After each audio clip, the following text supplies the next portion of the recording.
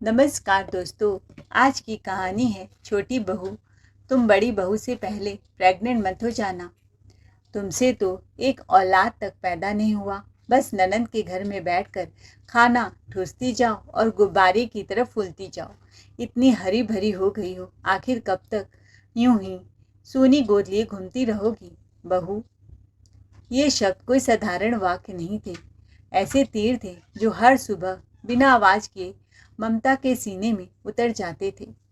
ममता ने काम खत्म करके जैसे ही खाने का निवाला मुंह में डाला ही था कि सास रुक्मणी जी ने तानों की बौछार मेहमानों के सामने शुरू कर दिया। उसकी नजरें जमीन में धंस गई और शर्म के मारे बिना खाना खाए ही उठ गई। अपने आप से नजरें ही नहीं मिला पा रही थी बेचारी। पूरी कहानी जानने के लिए दोस्तों वीडियो को अंत तक जरूर सुने।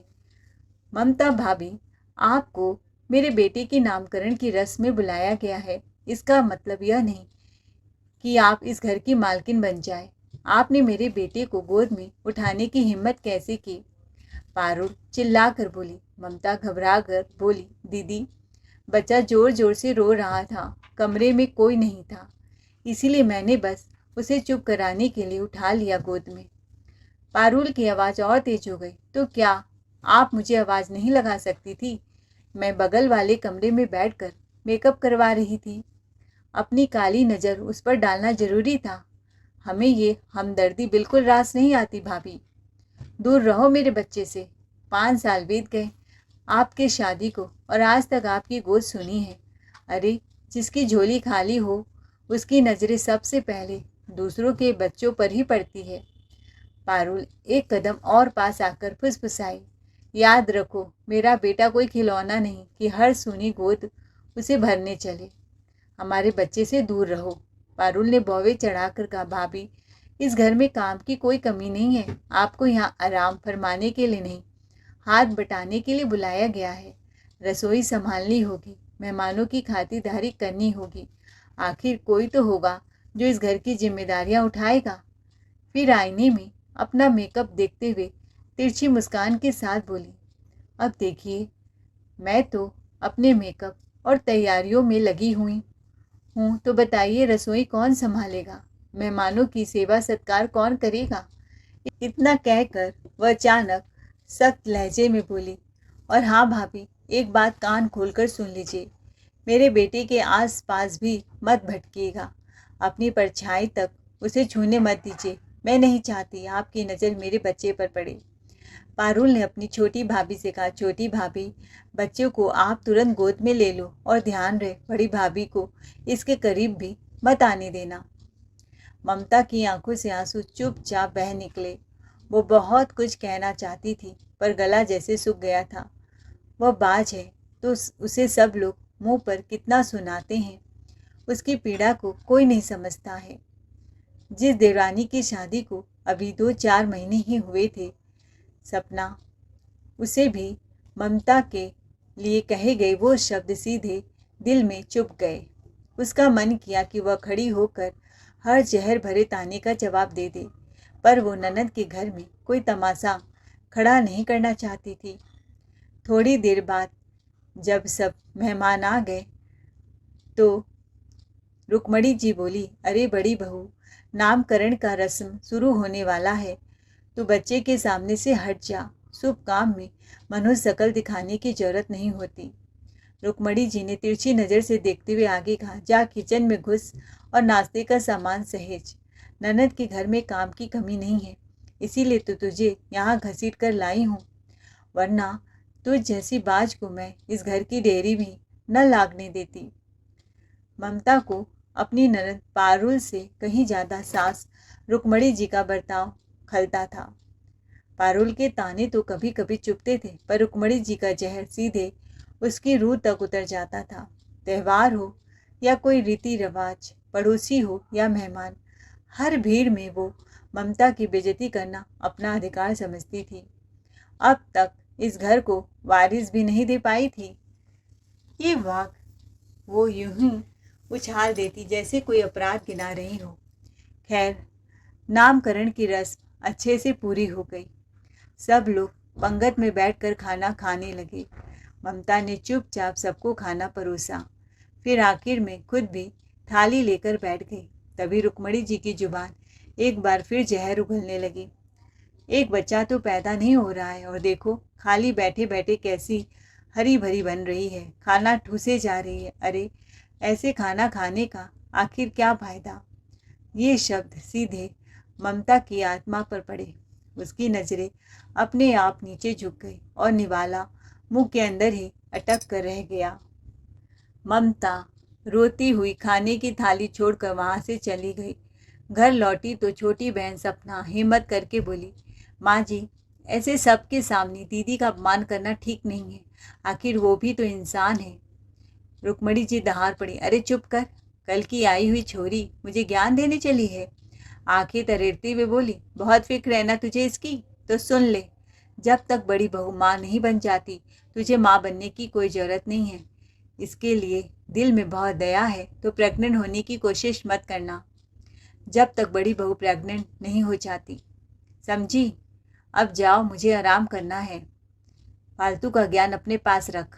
ममता सपना के कमरे में गई। सपना, तुम मेरी वजह से माँ जी से मत उलझा करो। मुझे तो 5 सालों से आदत है इनके ताने सुनने की। इनके दोनों बेटे इनकी मुट्ठी में हैं, इसीलिए हर बात पर इतना उछलती हैं। मेरे पति भी मुझसे खपा रहते हैं क्योंकि मैं उनके घर को वारिस नहीं दे पाई और उनके सारे दोस्त पहले ही बाप बन चुके हैं। ऐसा कौन सा दिन है जब मुझे ताने नहीं सुनने पड़ते। यही तो मेरी किस्मत है। सब लोग मुझे अपशकुनी समझते हैं। लगता है भगवान ने मेरी किस्मत में यही लिखा है, सबके ताने सुनना, हर बार खुद को कमज़ोर महसूस करना और अपने आप से लड़ते रहना। कहाँ कहाँ नहीं गई, कितने उपवास व्रत किए, कहाँ कहाँ माथा नहीं टेका, फिर भी लगता है ऊपर वाला मुझसे सदा के लिए रूठ गया है। सपना कुछ कहने ही वाली थी कि ममता तेज कदमों से अपने कमरे की ओर भाग गई। रात भर वह तकियों में मुंह छुपाए रोती रही। कभी अपने पेट को सहलाती तो कभी खुद से पूछती, मुझे इतना अधूरा क्यों बनाया भगवान। क्या मैं हमेशा के लिए अधूरी रहूंगी। उम्र भर लोग मुझे बाझी कहेंगे। सुबह हुई, ममता की आंखें सूजी हुई थी। हर सूजन में छुपा था वो दर्द जो पूरी रात जागते हुए बर्दाश्त किया। फिर भी वह चुपचाप घर के सारे काम समय पर करती रही। चाय देना हो या रात तक के सारे काम, खाना, सब कुछ बखूबी निभाना बिना एक शिकायत के। लेकिन बदले में उसे सिर्फ ताने सुनने को मिलते क्योंकि वह माँ नहीं बन पाई थी। ससुराल में उसकी कोई कद्र नहीं थी, कोई जगह नहीं थी। छोटी बहू ने रुक्मणी जी को नाश्ते में पोहा परोसा। वह आराम से नाश्ता कर रही थी कि उन्होंने जोर से ताना मारा, देखो गोली समय पर लेना मत भूलना, बड़ी बहू से पहले प्रेग्नेंट होकर मत बैठ जाना। मुझे अपने बड़े बेटे की बड़ी फिक्र है कि कहीं वो उदास होकर सदमे में न चला जाए कि वह बाप नहीं बन सका बल्कि उसका छोटा भाई बाप बन गया। यह बातें सपना के दिल को बार बार चोट पहुंचा रही थी। सपना ठिठक कर वहीं रुक गई। उसने खुद को संभाल तो लिया लेकिन कमरे में एक अजीब सी खामोशी जम गई। वह सिर झुकाकर खड़ी रही पर उसकी नज़र अनायास बड़ी भाभी की ओर चली गई। ममता का चेहरा पल भर में सफ़ेद पड़ गया था। ऐसा लगा जैसे किसी ने उसके दिल में बची हुई आखिरी उम्मीद को भी निर्दयी शब्दों से कुचल दिया हो। रुक्मणी जी ने भले ही सपना से कही थी लेकिन असल में वो वार ममता के अस्तित्व पर था। ममता बिना नाश्ता किए ही उठ गई। उसे याद आने लगा कैसे हर महीने और मंदिर जाकर चुपचाप रोज़ घी के दिए जलाती थी, गरीबों को खाना बांटती थी। कैसे भगवान के सामने कुछ मांगते हुए भी अब डर लगने लगा था कि कहीं लोग यह न कह दे, अब भी उम्मीद क्यों लगाए बैठी हो। ममता ने धीरे से प्लेट मेज पर रख दी और बिना कुछ कहे वहाँ से चली गई। दिन गुजर रहे थे और सब कुछ धीरे धीरे अपनी रफ्तार से चल रहा था, लेकिन वही हो गया जिसका डर रुक्मणी जी को सबसे ज़्यादा था। छोटी बहू सपना माँ बनने वाली थी। कुछ दिनों से उसे अचानक चक्कर आने लगे थे, उल्टियाँ भी हो रही थी, मगर रुक्मणी जी को इस बात की भनक तक नहीं थी, क्योंकि वह अपने मायके गई हुई थी। उनकी माँ की तबीयत खराब थी, इसीलिए उन्हें लगभग 102 महीना वहीं रुकना पड़ा। इधर घर में तो जैसे खुशियों की लहर दौड़ गई थी, लेकिन सपना के दिल में कहीं न कहीं एक अजीब सा डर बैठा हुआ था। वह सोच सोच कर घबरा जाती, भगवान, जब सासू माँ को पता चलेगा, न जाने वो क्या तूफान खड़ा करेंगी। उधर बड़ी बहू ममता उसका बहुत ख्याल रख रही थी। एक दिन वो अपने हाथों से सपना को खाना खिलाते हुए प्यार से बोली, सपना, अब तुम्हें अपना नहीं, इस आने वाले नन्हे मेहमान का भी ख्याल रखना होगा। अच्छा खाना खाओगी, भरपेट खाओगी पियोगी तो बच्चा भी तंदुरुस्त होगा।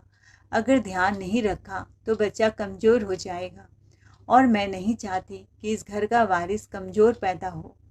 लेकिन तभी दरवाजे पर किसी के कदमों की आवाज़ आई। रुक्मणी जी मायके से लौट चुकी थी। जैसे ही उन्होंने यह बात सुनी, उनके चेहरे का रंग गुस्से से तमतमा उठा। उन्होंने जोर से अपना बैग जमीन पर पटक दिया और आग बबूला होकर बोली, हे भगवान, ये क्या अनर्थ हो गया इस घर में। फिर उन्होंने सपना की ओर घूरते हुए कहा, छोटी बहू, मैंने साफ साफ स्पष्ट शब्दों में मना किया था ना, पहले बड़ी बहू इस घर को वारिस देगी, उसके बाद ही तुम्हारी बारी आएगी। उनकी आवाज़ और भी कड़ी हो गई, चलो अभी के अभी मेरे साथ अस्पताल। इस बच्चे को अभी ख़त्म करना होगा। इस घर के नियम कोई यूं ही नहीं तोड़ सकता।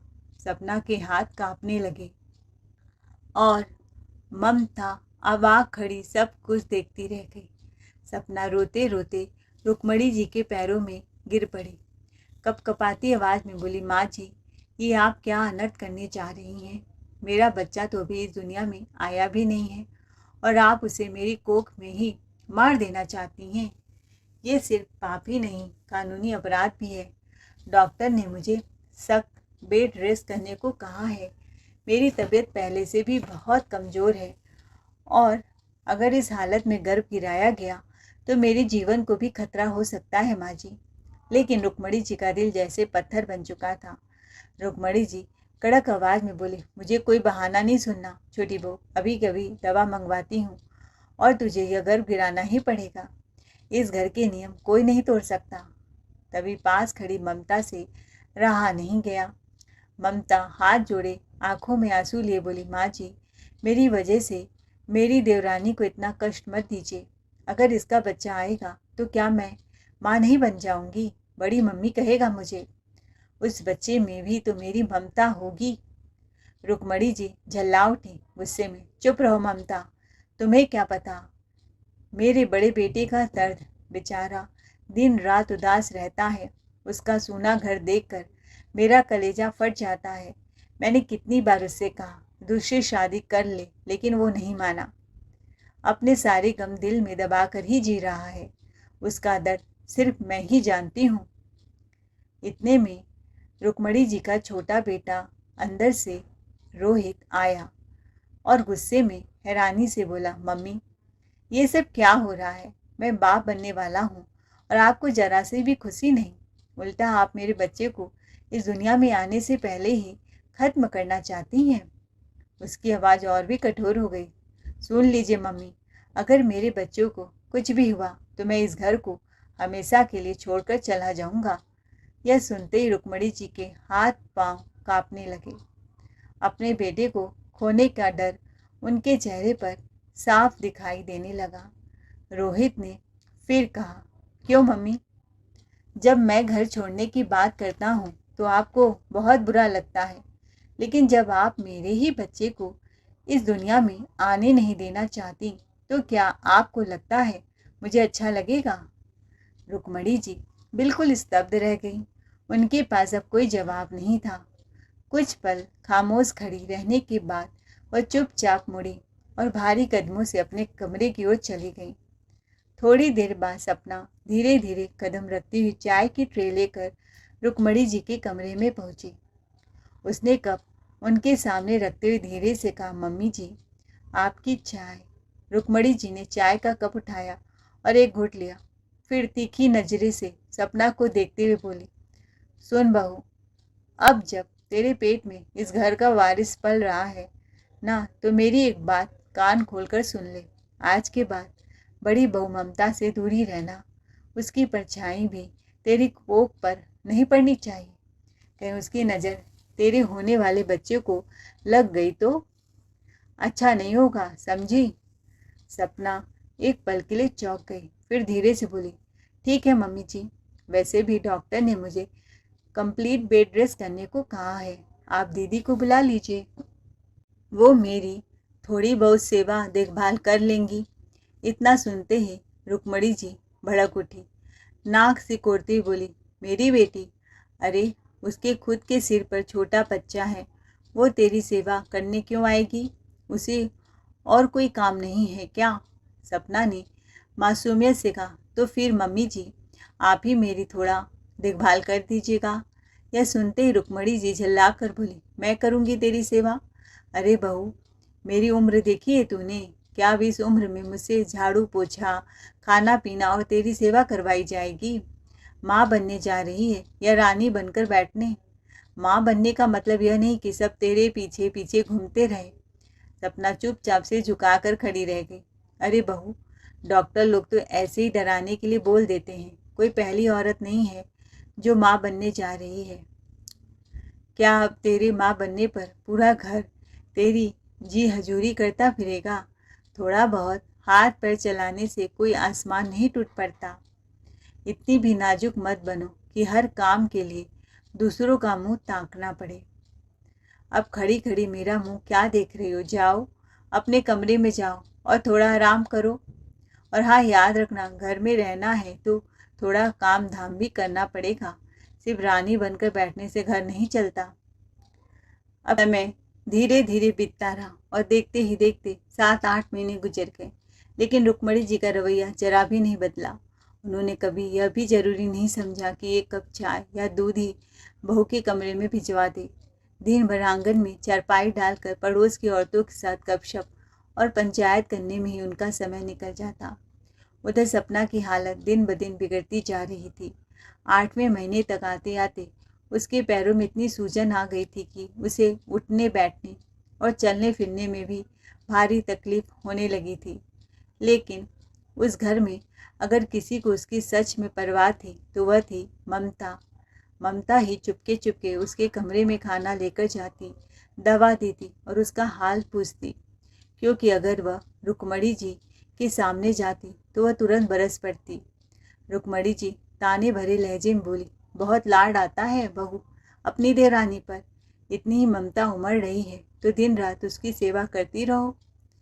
फिर भी ममता हर पल सपना का पूरा ख्याल रखती, उसे कभी किचन में आने नहीं देती।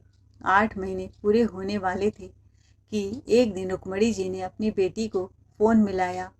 अरे पारुल बिटिया सुन, अब तो तू बुआ बनने वाली है। एक काम कर, अब मायके आ जा, अच्छा खासा नेक निछावर तुझे ही मिलेगा। फिर धीरे से हंसती बोली, सच कहूँ तो इतने महीनों में मैंने तुझे इसलिए नहीं बुलाया था, कहीं ऐसा न हो कि तुझे बहू की सेवा चाकरी करनी पड़ जाए और मैं अपनी बेटी को किसी की नौकरानी बनते नहीं देख सकती। तू यहाँ आएगी तो बस आराम से रहेगी, ना किसी के जी हजूरी करेगी, ना किसी के पीछे भागेगी। रुक्मणी जी की यह बात सुनकर दूर खड़ी ममता के दिल में कसक उठी, क्योंकि वह जानती थी कि बहू को नौकरानी समझा जा रहा है, क्योंकि वह इस घर के वारिस को जन्म नहीं दे सकी। खैर, कुछ ही दिनों में पारुल अपनी बेटी को लेकर मायके आ पहुंची। घर में आते ही उसने ऐसा रौब दिखाना शुरू किया मानो वह इस घर की मेहमान नहीं, कोई रानी महारानी हो। वो अपनी बड़ी भाभी ममता से अपने बच्चों को कोसों दूर रखती। अगर ममता प्यार से बच्चे को गोद में लेने की कोशिश करती तो पारुल तुरंत उसे पीछे खींच लेती और तिरछी नज़र से देखते हुए कहती, भाभी रहने दीजिए, मेरे बेटे को किसी के हाथों की आदत नहीं है, आप बस अपने काम से काम रखिए। इतना ही नहीं, वह ममता से अपने बेटे के छोटे छोटे काम भी करवा लेती। कभी कहती भाभी जरा ये गंदे कपड़े धो दीजिए, तो कभी आदेश देती आज खाना भी आप ही बना दीजिए।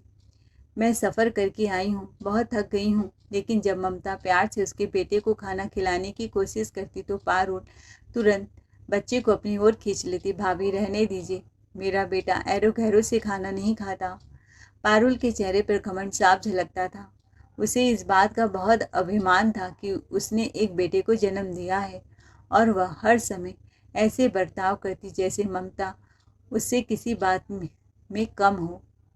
ममता चुपचाप सब सह लेती, लेकिन उसके दिल में कहीं न कहीं यह चुभन जरूर होती कि रिश्तों में इतना अहंकार आखिर क्यों।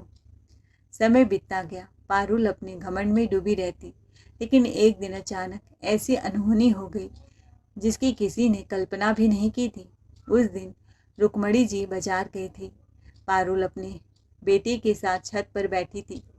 बच्चा खेलते खेलते सीढ़ियों की तरफ भागा। पारुल उस समय फोन पर किसी से बात कर रही थी और ध्यान नहीं दे पाई। अचानक तेज चीख पूरे घर में गूंज उठी, मम्मा। सभी लोग दौड़ते हुए बाहर आए। पारुल की बेटा सीढ़ियों से फिसलकर नीचे गिर गया था। घर में हड़कंप मच गया। रोहित और बाकी लोग तुरंत उसे अस्पताल लेकर भागे, लेकिन किस्मत को शायद कुछ और ही मंजूर था। कुछ देर बाद डॉक्टर बाहर आए और भारी आवाज़ में बोले, हमें अफसोस है, हम बच्चे को बचा नहीं सके। खून खा पी बह चुका था। यह सुनते ही पारुल की दुनिया जैसे एक पल में उजड़ गई। वह वहीं फर्श पर गिर पड़ी और फूट फूट कर रोने लगी। पारुल रोते हुए बोली, भगवान ये क्या कर दिया आपने। मेरा बच्चा, मेरा लाल मुझे छोड़कर कैसे चला गया। उसकी हालत देखकर ममता का दिल पिघल गया। जिस भाभी से पारुल अपने बेटे को दूर रखती, वही ममता दौड़कर उसे गले लगा लेती है। ममता आंखों में आंसू ले बोली, पारुल खुद को संभालो। दर्द चाहे कितना भी बड़ा क्यों न हो, इंसान को जीना पड़ता है। बेटा मुझे पकड़ा देती, फिर तू फ़ोन पर बात करती तो शायद ऐसा कुछ न होता। उस पर पारुल को पहली बार अपनी गलती का एहसास हुआ। उसकी आंखों से आंसू बहते गए। बस एक ही बात निकली, भाभी मुझे माफ़ कर दीजिए, मैंने आपको कभी समझा ही नहीं। उधर पारुल का पति उससे बहुत नाराज़ था। घर में पारुल की अनहोनी से अभी सब लोग संभल भी नहीं पाए थे कि कुछ दिन बाद सपना को अचानक तेज लेबर पेन शुरू हो गया। सपना दर्द से कराहते हुए बोली, रोहित मुझे बहुत दर्द हो रहा है, शायद वक्त आ गया है। घर में फिर से अफरा तफरा मच गई। रोहित तुरंत उसे अस्पताल लेकर भागा। कुछ घंटों की तकलीफ के बाद आखिरकार डॉक्टर मुस्कुराते हुए बाहर आई और बोली, बधाई हो रोहित जी, रुक्मणी जी, माँ और बच्चे दोनों बिल्कुल स्वस्थ हैं। और हाँ, भगवान ने आपको एक नहीं दो दो खुशियाँ दी हैं। जुड़वा बच्चों का जन्म हुआ है। यह सुनकर रोहित की आंखों में खुशी के आंसू आ गए। लेकिन रुक्मणी जी के मन में उसी वक्त एक और ख्याल जन्म ले चुका था। वह मन ही मन सोचने लगी, पारुल की गोद तो सूनी हो गई है, अगर इन दोनों में से एक बच्चा उसे दे दिया जाए तो। कुछ देर बाद जब सपना होश में आई तो रुक्मणी जी उसके पास आई और धीमे स्वर में बोली, बहू भगवान ने तुझे दो दो बच्चे दिए हैं, अगर एक बच्चा पारुल को दे देगी तो उसका भी सूना आंगन फिर से भर जाएगा, क्योंकि वह दोबारा माँ नहीं बन सकती। बड़ी मुश्किल से पहला बच्चा हुआ था। सपना ने धीरे से सिर उठाया, माँ जी बच्चे भगवान की देन होते हैं, लेकिन माँ के दिल का टुकड़ा भी होते हैं, फिर भी मैं अपना एक बच्चा दे सकती हूँ। यह सुनकर रुक्मणी जी के चेहरे पर मुस्कान खिल गई। सपना ने अपनी बाहों में लेटी नन्ही बेटी को उठाया और धीरे धीरे बहुत संभल कर ममता के पास पहुंची। सपना ने मुस्कुराते हुए बच्ची ममता की गोद में रख दी। रुक्मणी जी और पारुल की आंखें फटी की फटी रह गई। आखिर यह कर क्या रही है। सपना बोली, दीदी आपने मेरे सबसे मुश्किल समय में मेरा साथ दिया। जब सबने मुंह फेर लिया था तब आप ही मेरी ढाल बनकर खड़ी रही। आज भगवान ने मुझे दो खुशियाँ दी हैं, तो इनमें से एक खुशी मैं आपको सौंप दे रही हूँ। ममता की आंखें भर आई। नहीं सपना, ये कैसे हो सकता है। ये तुम्हारा बच्चा है। सपना मुस्कुराई और बोली, बच्चा मेरा है लेकिन ममता आपकी है दीदी। और जिस औरत के दिल में इतनी ममता हो उसकी गोद कभी सूनी नहीं रहनी चाहिए। दीदी, इन 9 महीनों में आपने सिर्फ मुझे ही नहीं संभाला बल्कि मेरे बच्चों को भी अपने स्नेह और दुआओं से जीवन दिया है। आप माँ बनने के लिए सिर्फ जन्म देना ही काफ़ी नहीं होता, किसी को दिल से अपनाना भी उतना ही बड़ा रिश्ता होता है। आज मैं दिल से कह रही हूँ, यह बेटी भले ही मेरी कोख से जन्मी है लेकिन उसकी असली माँ आप हैं, क्योंकि आपने उसे जन्म से पहले ही अपने प्यार से पाल दिया था। यह सुनकर ममता एक पल के लिए सन्न रह गई। उसकी आंखों से आंसू छलक पड़े। कांपते हाथों से उसने बच्ची को अपनी गोद में उठाया। जैसे ही उस नन्हे से बच्चे की स्पर्श उसकी बाहों में आया, उसे लगा मानो उसकी सालों से सूनी पड़ी गोद अचानक भर गई हो। उसकी खुशी का ठिकाना न रहा। उस छोटे से स्पर्श में उसे अपने सालों का इंतजार, दर्द और खालीपन धीरे धीरे पिघलता हुआ महसूस होने लगा। उस पल ममता के दिल से बस एक ही शब्द निकला, आज सच में मुझे भी माँ होने का एहसास हो रहा है। ममता रोते हुए सपना को गले लगा लेती है। उस पल कमरे में मौजूद हर इंसान की आंखें नम थी। ममता का पति मोहित बहुत खुश हुआ और रुक्मणी जी को पहली बार अपनी सोच पर शर्माने लगी। उनके ओठ जैसे सिल से गए, मुंह से एक शब्द भी नहीं निकला। वह बस अवाक खड़ी सामने देखने लगी। जिस बहू को कभी दिन रात बाज होने के ताने सुनाए जाते थे, आज हालात बिल्कुल उलट चुके थे। समय ने ऐसा पलटा खाया था कि अब वही दर्द उनकी अपनी बेटी की किस्मत बन चुकी थी। आज उनकी बेटी को अपने ससुराल में हर रोज़ लोगों की कड़वी बातें और ताने सुनने पड़ते थे, क्योंकि डॉक्टरों ने साफ कह दिया था अब वह दोबारा माँ नहीं बन सकती। उस पल रुक्मणी जी को पहली बार महसूस हुआ कि ताने देना कितना आसान होता है, लेकिन वही ताने जब अपनी संतान के हिस्से में आते हैं तो दिल किस तरह टुकड़े टुकड़े हो जाते हैं। किसी की कमी या मजबूरी पर ताना देना आसान है, लेकिन वही दर्द जब अपने घर आता है तो उसका असली एहसास होता है। दोस्तों, आपको हमारी आज की कहानी कैसी लगी कमेंट करके ज़रूर बताइए। कहानी अच्छी लगी हो तो चैनल को लाइक शेयर सब्सक्राइब ज़रूर करें। Thanks for watching ARK voice.